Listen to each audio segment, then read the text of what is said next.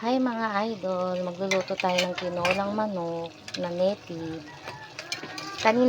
Kahapon buhay pa ito. Nakatakas, sinabol ng aso. Kaya ayan, tinatay na dahil napilayan. Sasangkutyan muna natin siya para lumambot. Binigyan ko siya ng papaya. Kanina ko pa ito pinapalambot kaya medyo malambot naman siya. Haliin natin para yung lasa niya kumagat sa iba.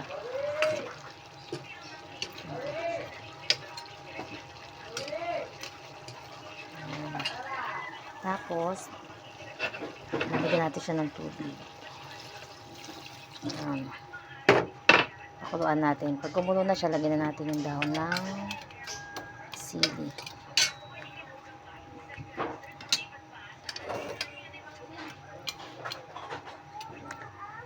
Hi idol, ito palang manok na to ay galing to sa customer ng kuya ko, binigay sa kanya.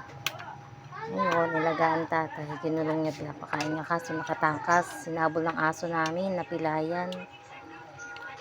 Imbis hindi makatay, ayan. Punta tuloy sa kaldero. May ulam kami ngayon, tinola. Ginisa ko siya maigi para hindi siya malansa. Isa ko siya sa bawang, sibuyas, luya. Basta nilagyan ko siya ng paminta. Hindi siya malansa. Yan. Pag kumulo na yan, idol, lalagyan natin siya ng dahon ng sili. Sarap. Yan. Yan lang natin siyang kumulo. Yan. Ito kumukulo na siya. Lagyan na natin yung dahon ng sili. Yan. Yan. Tapos, haluin natin siya ng konti.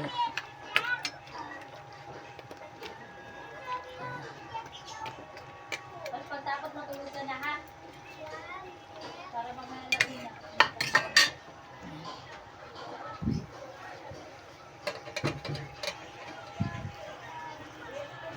5 minutes. 5 minutes, pwede natin siyang patayin.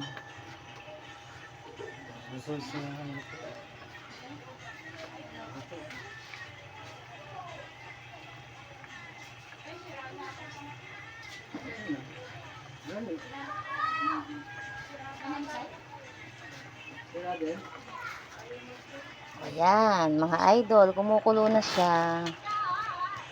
Titikman natin. Sarap siya, malasa.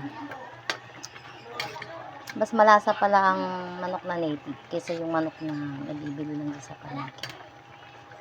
Mas masarap ang native pala. Tsaka ang mga kal, masarap din ang kal.